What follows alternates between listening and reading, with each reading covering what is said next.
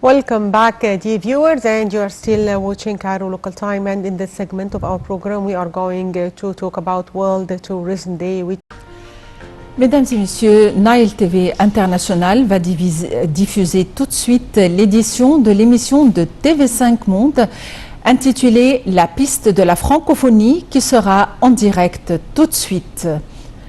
On vous souhaite une très bonne continuation sur Nile TV International, sachant que deux parmi nos collègues, Ayachel et Noha Ala, vont participer à ce programme. Nile TV, chaîne francophone publique. Et Julienne, bonsoir Noah. Bonsoir Vous allez bien? Très, bon, il fait un bien. peu chaud au Caire, un peu pour pas dire beaucoup, 36 degrés quasiment. Merci de nous accueillir ici dans ce magnifique site, le Palais Manasterly. Eh bien, c'est un plaisir pour moi de vous accueillir ici au Caire. Tout d'abord, bonsoir très chers téléspectateurs. Je suis ravie, moi, mais aussi la télévision publique égyptienne, de vous accueillir ici au Caire, au bord du Nil, car nous nous trouvons actuellement au Palais de Manasterly qui se trouve sur l'île de Roda, au bord du Nil. Alors, ce palais construit en 1851 est chargé d'histoire, car figurez-vous que derrière nous se trouve un des plus anciens nilomètres qui date de l'Égypte antique, mais aussi se trouve un musée de la légendaire chanteuse égyptienne Kalsoum. Et plusieurs invités avec nous, Noah, dans cette étape égyptienne de la piste de la francophonie. On va commencer par les présenter, mais d'abord on va quand même signaler que l'Égypte est membre officiel de l'Organisation internationale de la francophonie depuis 1983. L'OIF, donc présidée aujourd'hui par Louise Mouchikiwabo, nos invités donc avec Omaïma El-Chal, hein, c'est ça? Exactement, Omaïma El-Chal, bienvenue. Vous êtes professeur et égyptologue. Merci d'être avec nous aujourd'hui. Merci de m'accueillir. À vos côtés, nous avons aussi Nadine Abdelghaffar. Vous êtes fondatrice donc d'Art d'Égypte. Bienvenue. Merci. Et on vous parlait tout à l'heure du musée Léopold Sédar Senghor à Dakar, au Sénégal. On va toujours parler de Senghor, illustre francophone avec nous. Thierry Verdel, soyez le bienvenu. Je ne sais pas si c'est moi qui dois vous dire bienvenue ou si c'est vous, parce que vous vivez à Alexandrie, vous êtes le recteur de l'université Senghor. Et avec nous également à vos côtés, Mona Majdalani, mais en Égypte, le je se prononce ge. Vous avez enseigné le français pendant quasiment 20 ans. Vous êtes consultante en système éducatif. Alors tiens Mona, dites-nous, est-ce qu'il est vrai que les Égyptiennes et les Égyptiens parlent parfois français sans le savoir? Est-ce qu'il y a des mots français, des expressions françaises que vous utilisez, comme les fameux québéquismes ou les fameux belgicismes? Bien sûr, et depuis longtemps, depuis 1800 à peu près, les Égyptiens parlent français sans s'en rendre compte, dans plusieurs domaines.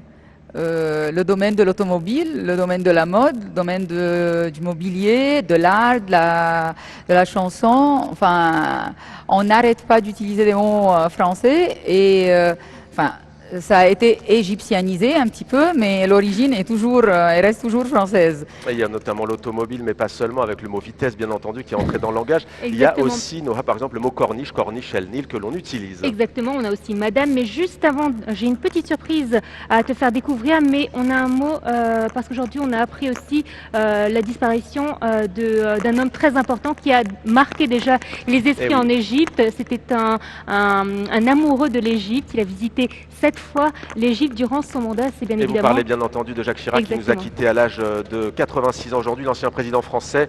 Peut-être une réaction de la part de deux invités qui veulent réagir. On va commencer avec vous, Omaïma El-Chal, vous l'égyptologue. Jacques Chirac, que représentait-il pour vous? Pour moi, c'est mon enfance, c'est le maire de Paris, c'est le président de la République et c'est les relations franco-égyptiennes et franco-arabes. Thierry Verdel, un mot peut-être sur la mort de l'ancien président français Jacques Chirac? En tant que recteur de l'université Senghor, je dirais d'abord son amour et sa grande connaissance du continent africain. Et puis bien sûr, manger les pommes. Manger des pommes, bien entendu, qu'il a popularisé avec les guignols de l'info.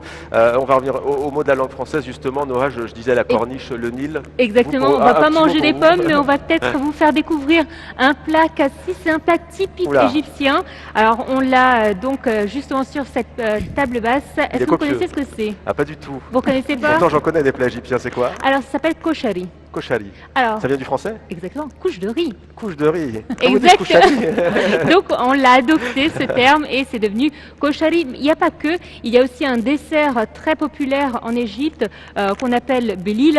Et en fait, ce sont des mots français, blé au lait, parce que c'est du blé au lait. On a transformé ça en belil. Bon, on va le déguster après, on va le réchauffer un petit peu. J'imagine que ça se réchauffe, on le Je dégustera pense. après Exactement. tous ensemble.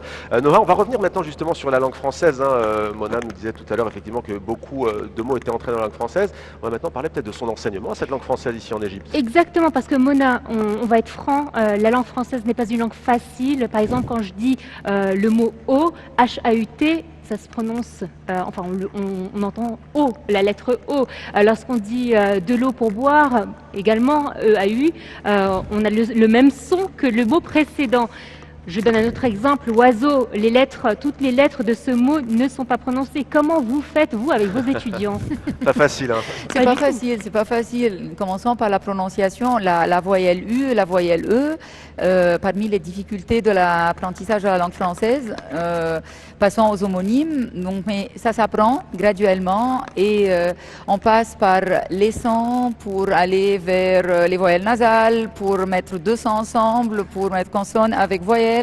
Et pas à pas, on arrive à la bonne prononciation et pas à pas, on arrive à la bonne distinction entre un mot et un autre, même si la prononciation est la même. C'est pas facile. Vous utilisez aussi le théâtre. Vous avez un projet notamment d'ailleurs avec l'Université Senghor d'Alexandrie. Vous pouvez nous en dire quelques mots? Tout à fait, oui. Je suis coprésidente du comité qui organise le Festival international de théâtre scolaire pour collège-lycée. Et c'était la 16e édition l'année dernière. Je crois que c'était la 3e collaboration avec Senghor qui sponsorise le festival soit par des cadeaux, soit par la présence, soit par un mot envoyé, soit par et surtout des animateurs d'ateliers de théâtre au sein du festival pour la jeunesse.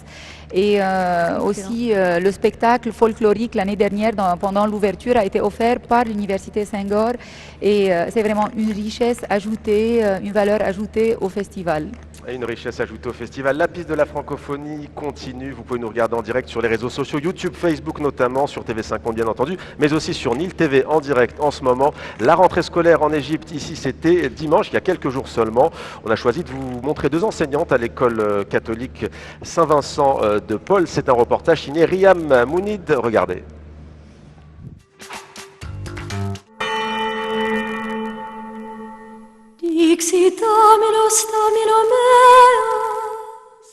En 1848, notre congrégation, notre communauté a commencé et s'est lancée depuis à Alexandrie dans un grand établissement éducatif et pour la santé aussi des dispensaires. Mais nos établissements scolaires ne sont venus ici au Caire qu'en 1904. Avant, nos établissements, presque, elles étaient des Françaises qui tenaient ces écoles. Maintenant, grâce à nos jeunes qui ont appris la langue française, est devenus des jeunes actuellement très capables pour tenir ces établissements scolaires. Nous continuons à avoir pas mal de personnes qui viennent chez nous dans nos établissements pour la langue française. C'est vrai, elles penchent pour l'anglais, mais elles penchent aussi pour autre chose qui est l'éducation. L'éducation passe en premier et la langue française passe en second. Mais les deux sont très importantes pour nous. Pour la langue française, il y a une question de, pas simplement d'éducation, mais de civilisation.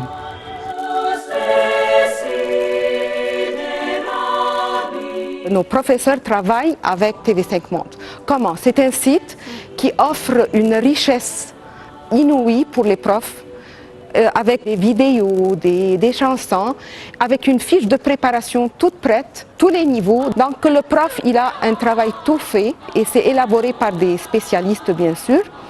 Et on n'a qu'à l'adapter à nos niveaux.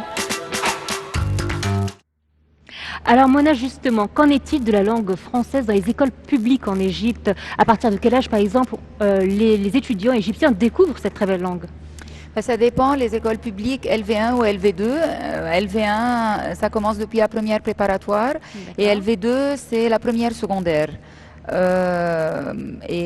Si l'on compte le nombre d'étudiants, que ce soit dans les écoles publiques, privées, homologuées, là on dépasse bien 7 millions d'apprenants au niveau de la République. Et Omaima, vous, alors, comment a commencé en fait notre amour pour la langue française en Égypte? Parlez-nous un petit peu d'histoire. Au niveau de cet amour, de cette langue qui est le français. On peut retourner à des siècles derrière, mais on va plus se retourner vers l'expédition d'Égypte de Bonaparte en 1798, avec la description de l'Égypte qui a été vraiment l'hommage de cette expédition. Tout le long du 19e siècle aussi, on voit arriver les historiens, les égyptologues, les premiers égyptologues comme Mariette, Maspero à la fin du 19e, début 20e siècle. On a également les franciscains, les dominicains qui sont arrivés au 19e siècle pour intégrer la langue française, la culture, également la religion, au niveau également des hôpitaux.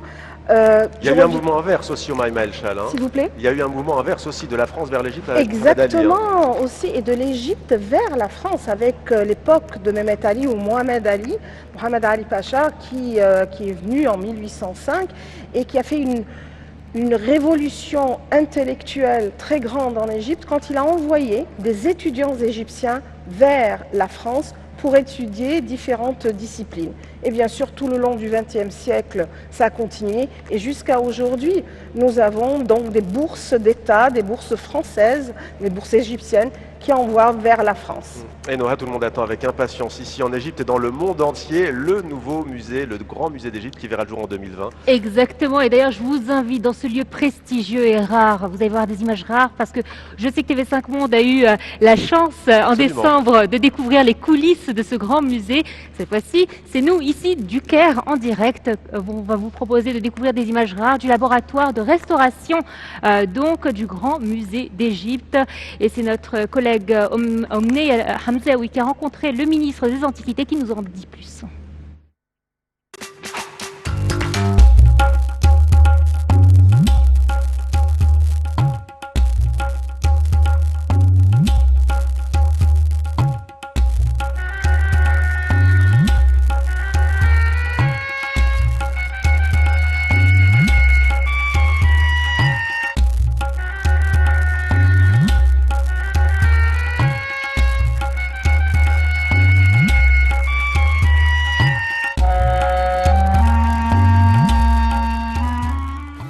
Le ministère des Antiquités de l'Égypte travaille avec plus de 250 missions étrangères d'une vingtaine de pays. Les pays francophones, et notamment la France, jouent un rôle très important. La France a une cinquantaine de missions archéologiques travaillant sur tout le territoire de l'Égypte, et bien entendu également la Belgique et la Suisse.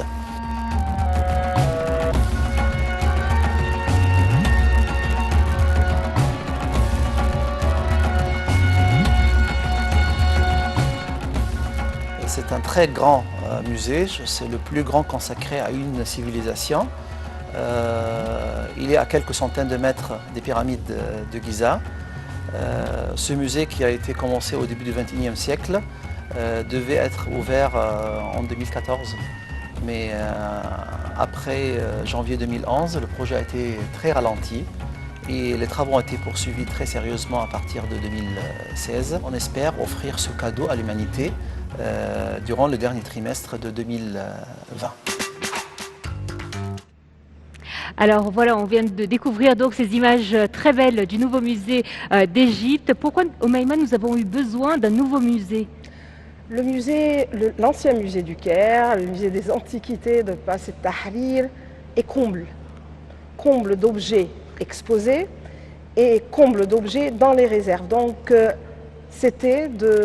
l'idée était d'agrandir, d'exposer tous ces objets qui sont dans les réserves et également dans les vitrines. Et c'est de là qu'est venue l'idée de faire ce grand musée. Parce que là, on parle d'un musée pharaonique avec plus de 10 000 œuvres quand même. Oh, même plus encore. Le nombre total n'est pas encore fixé, mais il y aura des milliers de pièces exposées, dont bien sûr toute la collection de Toutankhamon qui va être transférée du musée égyptien au grand musée du Caire, d'Égypte. Alors justement, Toutankhamon, Thierry Verdel, je me tourne vers vous. Toutankhamon à Paris, l'exposition vient de prendre fin. Record absolu, non pas pour une exposition égyptienne, mais jamais autant de visiteuses et de visiteurs sur le sol français pour une exposition. 1 400 000 curieux. Pourquoi ce patrimoine égyptien fascine-t-il toujours autant selon vous? On évoquait tout à l'heure la campagne d'Égypte. Je crois que l'essentiel de l'intérêt des Français pour l'Égypte vient de là. L'Égypte est fascinante, l'Égypte antique en particulier est très fascinante. Alors, quel est votre premier souvenir à vous, personnellement, en Égypte? Il remonte à 1989, il me semble, en matière de patrimoine culturel. Hein. Voilà, c'est ça. Je venais faire mon stage de fin d'études. J'arrive au Caire début janvier 89, très tôt le matin, et je me souviens très bien de la route entre l'aéroport et l'université du Caire où j'allais. Très tôt le matin, en traversant la Cité des Morts et puis la citadelle. C'était une vue magique et mystique aussi. Alors Nadine, vous faites en fait le trait d'union entre ce patrimoine multimillénaire et l'art contemporain. Quelle est l'ambition d'Art d'Égypte? En fait, c'est exactement ça, c'est de montrer l'Égypte actuelle. La plupart des gens connaissent l'Égypte, les antiquités, l'histoire, et ne connaissent pas les jeunes d'aujourd'hui et les Égyptiens actuels. Et à travers l'art contemporain, on fait découvrir ça au monde entier en fait. On a vraiment des expositions annuelles d'art contemporain dans des lieux historiques. Chaque année, on fait découvrir un lieu différent. On a commencé bien sûr par le musée du Caire. Ouais, on voit des images qui défilent justement à l'antenne. Qui a été quand même fait par un Français, Marcel Dournian. Ouais. Et c'est un endroit sublime. Et on avait fait en 2017 une soirée au musée du Caire. Ouais, alors il y a un vrai engouement dans la région au Proche-Orient sur l'art contemporain. On parlait de la Beyrouth Art Fair dans Maghreb Orient Express sur TV5 Monde dimanche dernier avec Laure Daudeville. Quelles sont les tendances pour votre 3e édition qui se tiendra dans un peu moins d'un mois, le 26 octobre, dans un mois tout juste puisqu'on est le 26 septembre d'ailleurs. Il y a déjà eu 2 éditions, hein, 2017, 2018 et là 2019. On s'attend à quoi? Alors là, on fait découvrir le Caire historique qui date depuis 1050 années. Et ce qui est très intéressant, c'est que c'est une rue qui est habitée jusqu'à présent par des gens comme nous. Et c'est la plus ancienne rue du Caire qui a été faite au temps des Fatimides en 969 et d'ailleurs qui a nommé le Caire Al-Qahira. Les Fatimides qui ont notamment bâti la mosquée et l'université d'Al-Azhar. Exactement. Maintenant, je vous emmène dans une ville que vous connaissez très bien tous les trois, Alexandrie, surnommée donc la perle de la Méditerranée, avec son phare, mais aussi avec sa bibliothèque qui abrite en son sein le centre des activités francophones. On y retrouve donc sur place Hatem Haidar.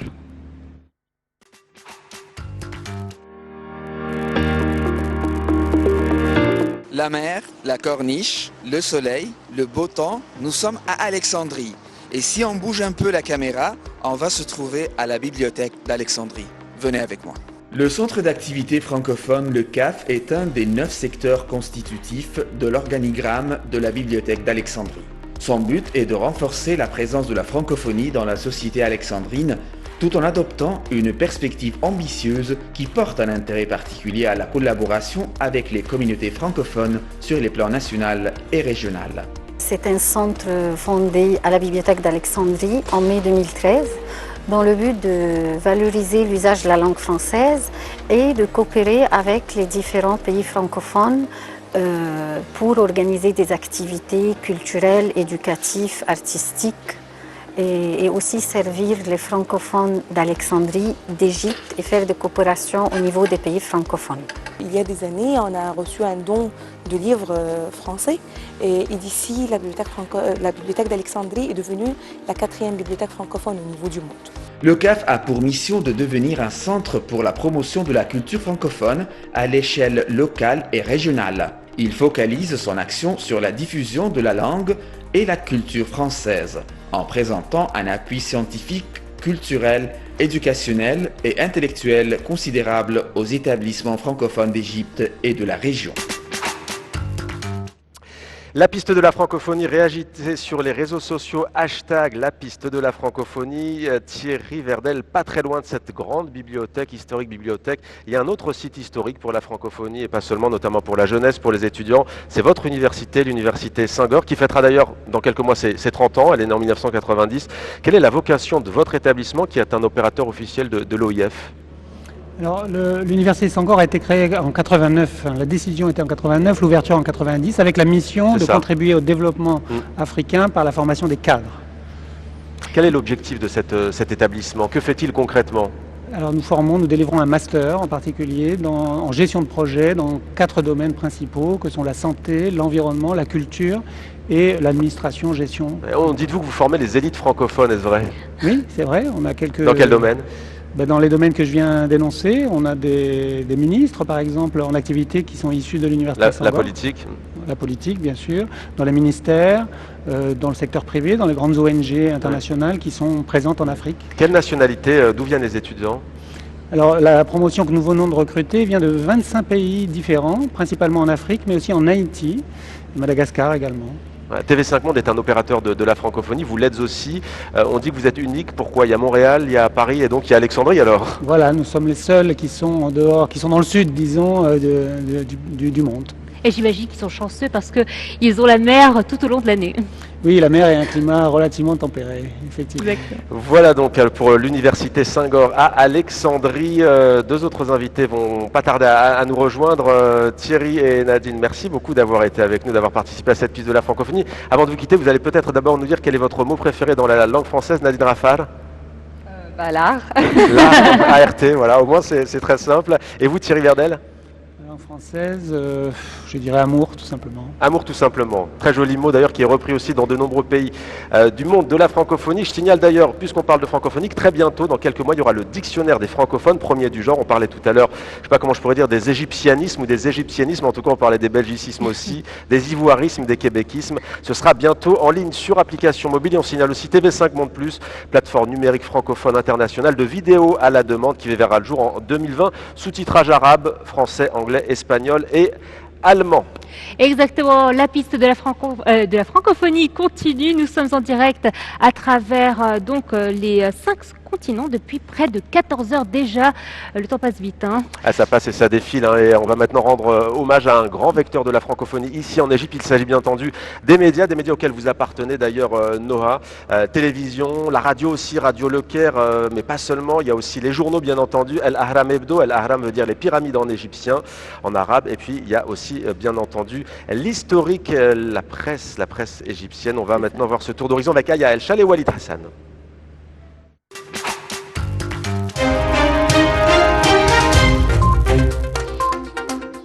Le français n'est que la 3e langue en Égypte, après l'arabe et l'anglais. Cela ne l'a pas empêché, en créant une chaîne destinée à être accessible à une audience non arabophone, désireuse de connaître l'Égypte, de décider qu'elle soit diffusée en langue française aux côtés de l'anglais. Le projet de la chaîne de télévision Nile TV International a été créé en 1993. Le français a commencé avec une demi-heure au début. On en est à 6 heures de transmission tous les jours. Bien avant la création d'une chaîne diffusée en anglais et en français, la radio égyptienne parlait déjà en français. Radio Le Caire, c'est une des radios les plus anciennes certainement ici en Égypte. Elle a commencé dans les années 30, en fait en 1934. Elle a commencé en anglais surtout, et après le français bien sûr, qui était peut-être la première langue étrangère à l'époque, a commencé à prendre le pas. Les premiers journaux du monde arabe étaient égyptiens, et la presse en langue française est présente en Égypte depuis bien longtemps. Il ne reste de nos jours que 2 journaux francophones. Progrès égyptien, qui est l'un des premiers journaux quotidiens égyptiens, qui a vu le jour en 1893, ce qui bien sûr maintenant il y a plus de 125 ans, qui continue toujours, qui se trouve toujours en Égypte aujourd'hui, mais à la même époque aussi, justement dans les années 90, exactement en 1994, on voit la naissance et la création du journal, un nouveau journal, Al Ahram Hebdo, qui est un hebdomadaire, mais qui représente un petit peu le nouveau contexte sociopolitique dans lequel vivait l'Égypte à ce moment-là, qui est la transformation, l'ouverture vers le monde extérieur.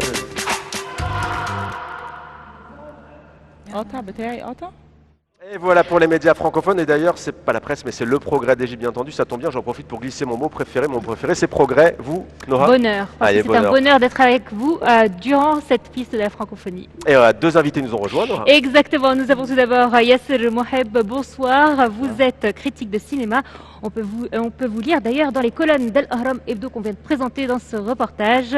Et nous avons Farah Debeni, la très belle mezzo-soprano. Vous avez rejoint l'Académie de l'Opéra National de Paris comme soliste en 2016. Bienvenue. Alors vous avez aussi reçu le prix lyrique de l'Opéra de Paris cette année. On regarde tout de suite donc un extrait de votre prestation.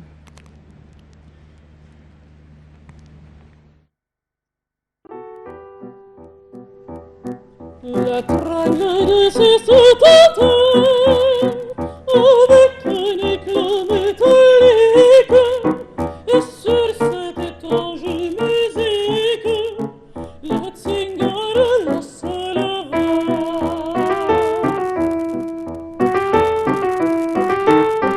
Tambour de bascule leur train et les guitares forcenées grâce sur nos obstinés, même chanson, même refrain, même chanson, même refrain.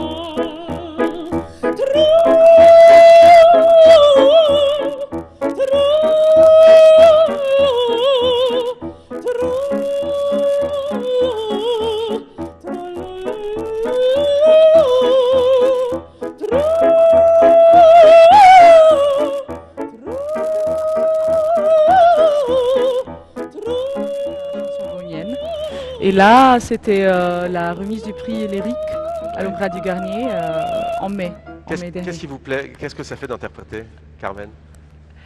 Ah, c'est un de mes rôles préférés en fait. J'ai chanté peut-être 3 fois, 3 productions différentes en Allemagne, en entier. Vous êtes parfaitement germanophone d'ailleurs, hein, comme quoi les langues ne sont pas forcément concurrentes. Oui, vous en parlez fait, couramment l'anglais, l'allemand, l'arabe, l'égyptien, le français. Oui, non, je suis germanophone comme vous avez dit, mais j'adore le français comme langue. Parfaitement francophone aussi. Peut-être une question, comme vous êtes la première femme égyptienne, première femme arabe, on peut dire aussi du monde arabe, à avoir intégré cette prestigieuse Académie de l'Opéra National de Paris. Que vous a apporté cette expérience qui vient de prendre fin? Qu'est-ce que ça vous a apporté? D'abord, c'était un grand honneur pour moi d'être la première égyptienne et arabe de chanter sur cette scène prestigieuse. Et je dois dire que depuis que je suis arrivée à Paris ou à l'Opéra de Paris, j'arrête jamais à apprendre beaucoup, artistiquement, mais même aussi personnellement. Et j'ai grandi avec cette académie ou cette. Justement, quels sont les artistes qui vous ont inspiré? Que ce soit français ou égyptien, hein? Dans l'opéra ou en général? De manière générale? Oui, c'est pas. Oui. Il faut dire Kalsoum, il y a un musée à 2 pas d'ici Kalsoum, vous pouvez pas le dire. Oui, c'est vrai. Vous seriez la seule à le dire. D'abord, c'est Kalsoum, bien sûr, Kalsoum, mais même aussi Abdelhalim Hafez. J'adore ses chansons, Farid Al-Atrash, Shadia. J'adore les compositions de Mohamed Fawzi et Mounir Mourad. On a beaucoup parlé de de sources ça tout à l'heure. d'inspiration. On vous voit sourire et vous regardez à côté de vous. Yasser Moheb, ça tombe bien parce qu'on va parler maintenant cinéma. On va rendre hommage à un très grand monsieur, l'immense Youssef Chahine, qui nous a quittés en 2008. Grand cinéaste du 7e art en Égypte, dans le monde entier également. Parfaitement francophone et francophile. C'est Aya El Chal qui revient sur le parcours de cette figure donc du cinéma.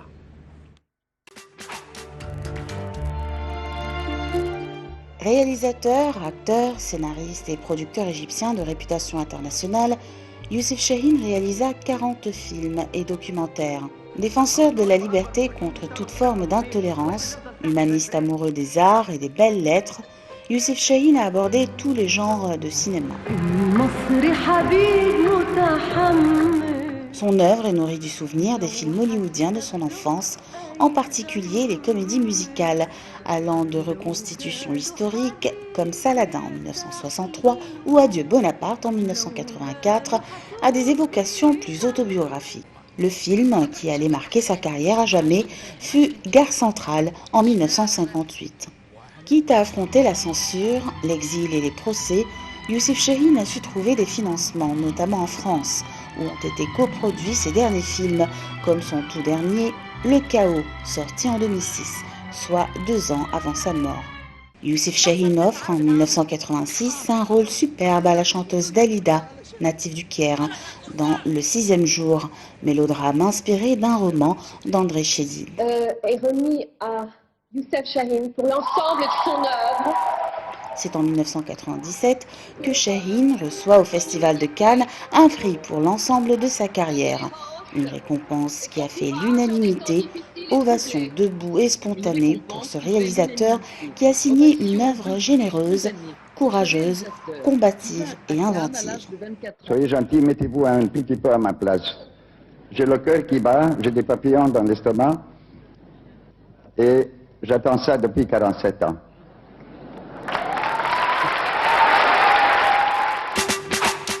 Voilà donc pour cet immense réalisateur égyptien. Yasser, il y avait d'autres personnes que Youssef Chahine qui était amoureux de la langue française. Bien évidemment, il y avait Omar Sharif, il y avait Gamir Rateb qui était franco-égyptien. Il y a aussi le réalisateur Yousri Nasrallah. Il y en a beaucoup. En fait, finalement, quand on regarde les films en noir et blanc, on voit un peu que le cinéma égyptien a été influencé un petit peu par la culture française. Oui, bien sûr. La relation entre la francophonie et le cinéma égyptien existe depuis la naissance du cinéma, si je peux dire. Étant donné que les frères Lumière, lorsqu'ils ont inventé le cinéma, leur premier film, la sortie intitulée La sortie de l'usine Lumière à Lyon, c'était en 1895. La seconde projection de ce film était à Alexandrie, 10 jours seulement après la projection du film aux Champs-Élysées. De même, beaucoup d'autres films en noir et blanc ont été projetés et bien tournés en Égypte. Ouais. Quel rôle a joué le cinéma égyptien? On sait qu'il a beaucoup été projeté dans le monde arabe avec les séries, au Maghreb notamment, mais pas seulement. On sait qu'on va en Amérique latine et il y a des familles qui appellent leur enfant Omar pour Omar Sharif. Ouais. Quelle a été la place du cinéma égyptien? On parle de Bollywood, on parle d'Hollywood. Est-ce que vous direz que le cinéma égyptien a marqué l'histoire et pourquoi? Oui, c'est bien clair que le cinéma égyptien avait un rôle très important sur le plan de la culture, de l'art, de la cinématographie, du cinéma. Le cinéma avait une certaine dominance sur le plan arabe, surtout dans les pays du monde arabe, les pays du Maghreb. On a commencé à savoir le cinéma dans le monde arabe à travers les films égyptiens. Ouais. Toujours Talat Harb, l'homme d'affaires égyptien qui a fondé le studio Misr en 1935. Ouais. Il a envoyé plusieurs groupes de cinématographes et de cinéastes en France et en Angleterre pour avoir plus d'expérience. Plus d'expérience technique. D'ailleurs, on parlait des mots français, mais ils sont très présents dans le monde du cinéma. Hein. Ouais. Le scénario, la mise en scène, le metteur en scène, tout ça, c'est très présent dans le langage du 7e art. Vous avez été à Cannes récemment comme membre du jury dans le secteur Un certain regard. Est-ce que vous pouvez nous dire davantage sur l'état d'avancement de votre projet de créer un festival du film francophone ici en Égypte? C'est pour bientôt? Oui, c'est ça. Ce sera le festival du Caire pour le cinéma francophone. Il aura lieu du 11 au 15 décembre prochain. Il va présenter tout un bouquet de films et de productions en provenance des pays membres de l'OIF. Il y aura deux compétitions. La principale pour les films produits dans les pays de l'OIF, qui sont 84 pays et gouvernements. L'autre compétition sera pour les films en langue française. Étant donné que l'Égypte était toujours parmi les pays fondateurs de l'OIF, c'était un peu bizarre de n'avoir pas un festival pour le cinéma francophone. Quel est votre film préféré? Mon film préféré, le Houroub, La fuite de Atouf Taïb et Ahmed Zaki. Et Omaima, j'imagine que durant votre enfance, vous avez été baigné dans le cinéma français. Vous avez un acteur préféré, j'imagine? Il sera toujours mon préféré depuis que j'étais gamine, Louis de Funès. Ah oui, c'est vrai que c'est... Il y a un musée qui lui est dédié désormais à Saint-Raphaël, dans le Et sud de la France. j'adore. Là, récemment, il y a 2 semaines, je ne sais pas, mais je voulais voir Rabbi Jacob et je l'ai mis sur YouTube pour regarder parce que ça faisait une éternité que je n'avais pas vu. Et j'ai toujours plaisir à revoir ces films. On rigole toujours, même sur Facebook. Il y a toujours des petites choses comme ça, anecdotiques, et j'aime toujours. Mona Magdalani, si vous deviez citer une actrice ou un acteur, vous par exemple? Français, je dirais Jean-Paul Belmondo, Ouais. et Belle. égyptien. Comment on le surnomme? Égyptien ou franco-égyptien, c'est Gamir Rateb, bien sûr. Ouais. Il nous a quittés il y a quasiment un an. Un je an crois. et peut-être quelques jours. Oui, mais c'est quelqu'un qui a donné au cinéma et aux séries télévisées. Et en plus, c'est quelqu'un qui était présent pour tout ce qui est manifestation culturelle. Ouais. Il a rendu visite au festival un jour. Il a pas tardé à prendre part dans un projet scolaire avec des élèves du collège. Donc, c'est quelqu'un d'admirable. Ouais. Vous, les Farah Al-Divani, vous les regardez en quelle langue les films? Alors en allemand, en français, en anglais ou en arabe? Et vous les sous-titrez comment? Sans. Sans. En fait, sans sous-titres. Ouais. J'aime bien... Je sais que vous aimez beaucoup Dalida. Tout à l'heure, si on a le temps, vous allez nous interpréter d'ailleurs une très belle chanson de Dalida. Certains ne le savent pas, mais elle jouait aussi dans des films. On l'a vu tout à l'heure C'est Youssef Chahine avec qui l'a Youssef Chahine. lancé, C'est Youssef Chahine qui l'a lancé. Exactement. Que représente cet artiste pour vous, Dalida, qui à la fois qui avait un pied en Italie, en France, en Égypte, qui a eu un parcours exceptionnel, une vie douloureuse aussi. C'était une diva.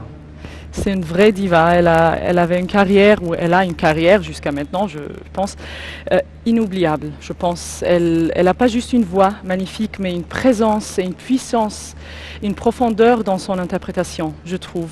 Elle a fait... elle était très riche en tant qu'artiste et personne, je trouve. Alors, une vraie icône. Alors justement, Yassine Moheb, on a longtemps écouté Youssef Chahine parler de son expérience avec Dalida. Il voulait justement la faire revenir dans son pays natal et renouer les liens avec le passé. Ça a été difficile pour lui aussi de lui faire apprendre des mots égyptiens puisqu'elle avait perdu la langue. Ouais. Oui, c'est vrai, mais j'ai entendu parler de cette expérience parce que Dalida a été vraiment ravie, elle a bien préparé, elle a passé presque 6 mois à se préparer pour revenir dans ce film et pour confronter la caméra, étant donné qu'elle avait quelques problèmes, quelques problèmes personnels, mais le résultat reste toujours fascinant. Il faut dire qu'elle a été élue quand même Miss Égypte. Hein. Et on oublie Dalida Miss Égypte également. Vous vouliez le souligner, ça. C'est ça. Mona Magdalani, l'Égypte veut renouer avec le français, avec la francophonie. La France veut participer au projet. Ça demande des moyens aussi. Il faut financer des écoles. L'Égypte est peuplée de plus de 100 millions d'habitants. Comment faire, selon vous, pour que la langue française retrouve l'essor qu'elle a eu jadis? Parce que, on l'a pas encore dit, mais disons-le clairement, c'est un peu une langue des élites aujourd'hui, comme elle l'est un peu au Liban et dans d'autres pays arabes de la région. C'est la langue des élites. C'est la langue des élites, c'est un cercle qui se connaît. Donc, si on parle d'Alexandrie, tous les francophones se connaissent. Au Caire, c'est pareil. Mais je rebondis sur comment reprendre l'essor. On est actuellement dans l'essor parce que depuis une dizaine d'années, des filières francophones dans les universités ont ouvert leurs portes et c'est devenu des départements très voulus, souhaités par les bacheliers et bachelières. Avec ça, des entreprises françaises ouvrent, donc il y a l'appel dans le domaine de la vie professionnelle. Avec ça, le français, la langue française, la culture française reste toujours très attrayante, très séduisante pour les jeunes, les enfants, les jeunes et les adultes. Donc, on a besoin de collaboration, de coopération, de subventions, bien sûr. Je vais citer la France d'ailleurs, mais il y a d'autres pays. Il y a la Belgique notamment qui participe beaucoup aussi d'ailleurs à l'archéologie. Il y a l'Institut français d'archéologie ici au Caire, l'IFAO. Est-ce qu'on parle français sur le terrain, sur les sites archéologiques? Généralement, on parle français. Mais comme les ouvriers sont égyptiens, donc mes collègues font l'effort d'apprendre l'égyptien du dialecte, notre dialecte, non pas l'arabe littéraire. Et en même temps, les inspecteurs égyptiens, les ouvriers essaient aussi de capter quelques mots français. Ouais. Et quel est le lien historique avec la langue française, la francophonie et l'égyptologie? Il y a eu des découvertes passées et des fouilles. Même dans mes cours, mon premier cours d'histoire en égyptologie, je dis que l'égyptologie est née grâce à Bonaparte. Ouais. Description de l'Égypte, et puis tous ces grands égyptologues que nous avons vus le long du 19e siècle, entre autres Mariette Maspero, la fondation donc, du service des antiquités avec Maspero, Monsieur Laco après, et puis l'IFAO, l'Institut français d'archéologie orientale. Et avant de parler de l'Institut français d'archéologie orientale, je voudrais parler de l'Institut d'Égypte qu'a fondé Bonaparte lors de son expédition en Égypte. Et toutes ces missions francophones, je ne vais pas parler uniquement des missions archéologiques françaises, mais on a des expéditions francophones, canadiennes, belges, très importantes missions belges, suisses aussi. Bien sûr, les plus importantes sont les françaises, sous la direction de l'IFAO, l'école du Louvre par exemple, le Louvre qui vient faire ses fouilles, et des universités françaises aussi qui ont leur site archéologique en Égypte. Et on a des fouilles très célèbres qui ont été faites par des Français. On se souvient de Tanis. Tanis, bien sûr. Alors, beaucoup de gens connaissent Toutankhamon, la découverte de la tombe de Toutankhamon en 1922, mais il y a eu une grande découverte toujours pendant la première moitié du XXe siècle, et qui est la découverte du trésor de Tanis, des tombes de Tanis. Tanis se trouve dans le delta, dans le gouvernorat de Chakeya, et elle était la capitale de l'Égypte à la 21e et la 22e dynastie, et on a trouvé un trésor, je ne vais pas dire aussi important que celui de Toutankhamon, mais très important, très riche. Mais malheureusement, au moment de la découverte, en 1939, c'était au moment de la Deuxième Guerre mondiale. Donc, elle n'a pas eu le même retentissement. Le même rebondissement et la même publicité qu'a eu j'ai perdu le mot, le trésor de Toutankhamon. Farah Al-Libani, quand on va au musée Tahrir, le musée du Caire, on voit beaucoup d'enfants, de classes scolaires aussi. Selon vous, c'est important cette transmission du patrimoine aux jeunes générations, que les jeunes Égyptiens se l'approprient aussi? Et que ce ne soit pas seulement un des pans du tourisme ici, le fait que les enfants y aillent, c'est important pour vous? Oui, c'est très important, bien sûr, parce que si tu donnes pas cette éducation aux enfants, ça sert à rien pour le futur, pour après. Pardonnez, tu donnes une base. Il faut donner la base éducative. Pardonnez mon manque peut-être de connaissances en musique, c'est votre domaine, mais est-ce que vous pourriez chanter au pied des pyramides? Est-ce que ça s'y prête techniquement au niveau de la voix? Oui, ils font des Exactement. opéras. En fait, ils font l'opéra de Aïda.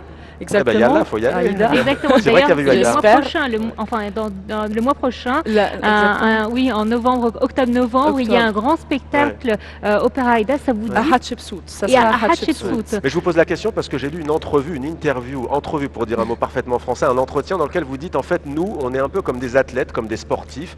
Oui, c'est vrai. J'imagine que vous vous prépareriez différemment si vous chantiez au pied des pyramides. Qu'est-ce que ça nécessite quand on est mezzo-soprano? Est-ce qu'il faut du souffle? Est-ce qu'il faut une bonne condition physique? Mais oui, bien sûr, il faut travailler comme des athlètes, comme j'ai dit. Il faut travailler le souffle, l'endurance. Il faut avoir une endurance pour chanter pour 3 heures. C'est pas évident.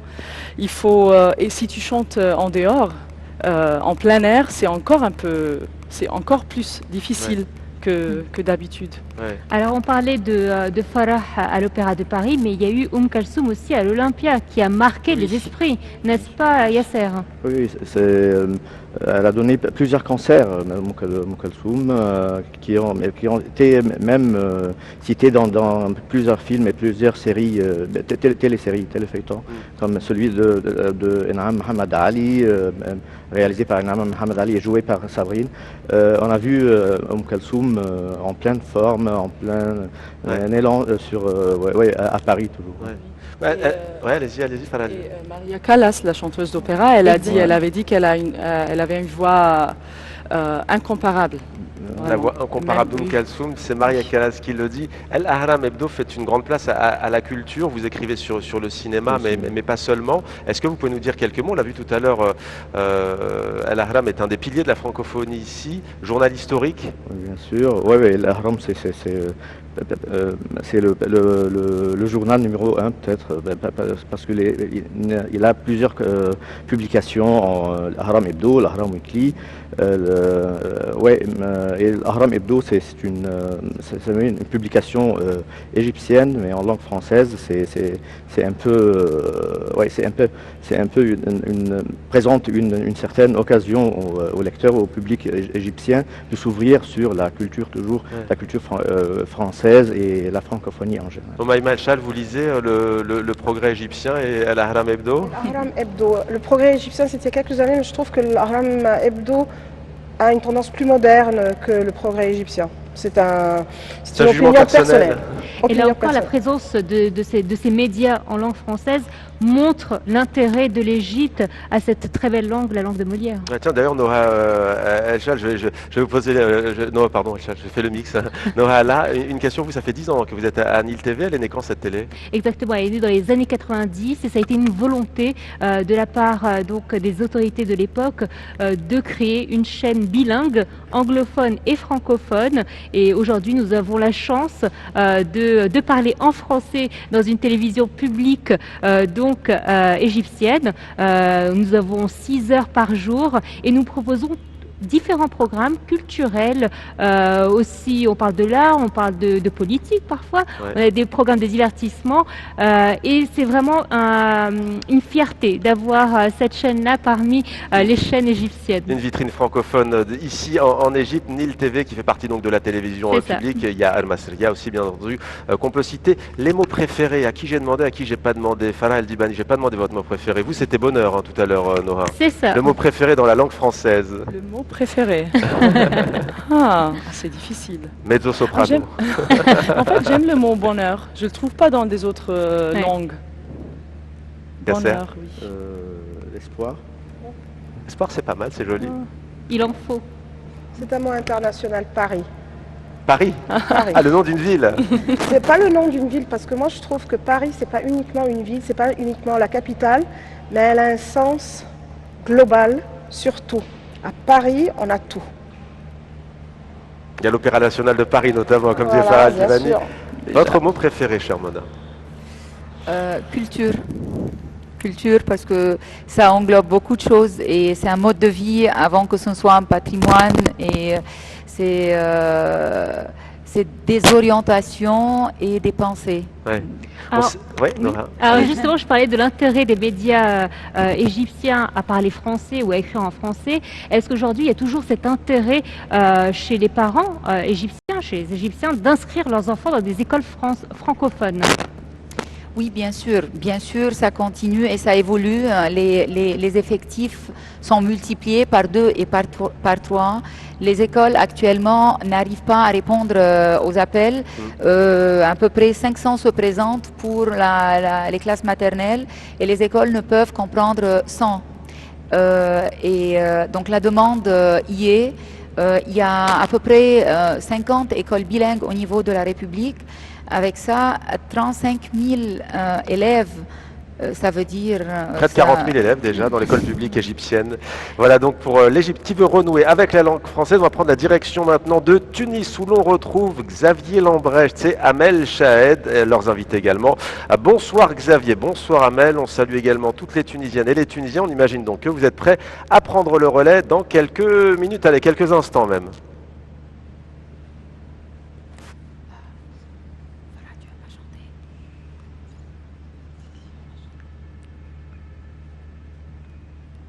Ok.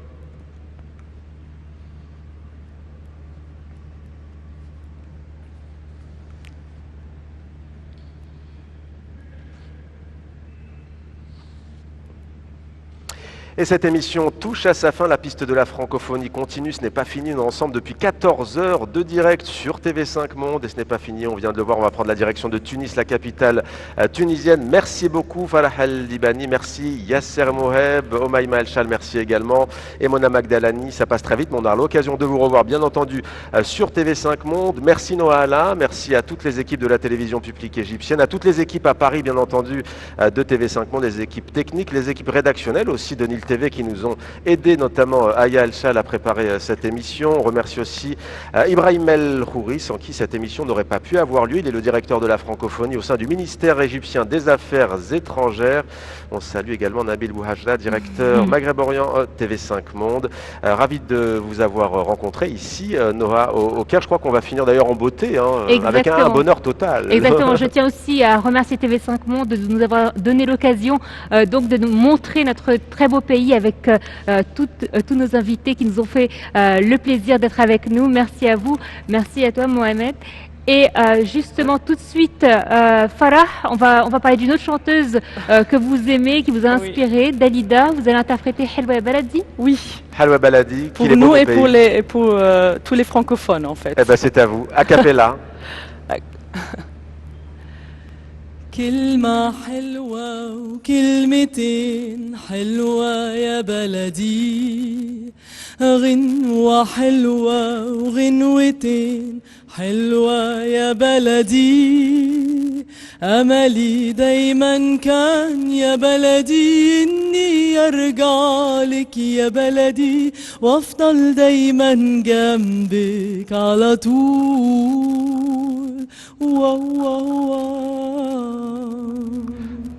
Merci beaucoup Farah El Dibani. Noa, encore merci, vraiment c'est un plaisir. TV5 Monde et tout le monde aura l'occasion de revenir ici au Caire en Égypte. On rend donc l'antenne à Paris avec bien entendu l'information qui continue et on l'a dit et redit sur TV5 Monde, la mort de Jacques Chirac, l'ancien président français à l'âge de 86 ans. La piste de la francophonie continue, restez sur TV5 Monde, merci.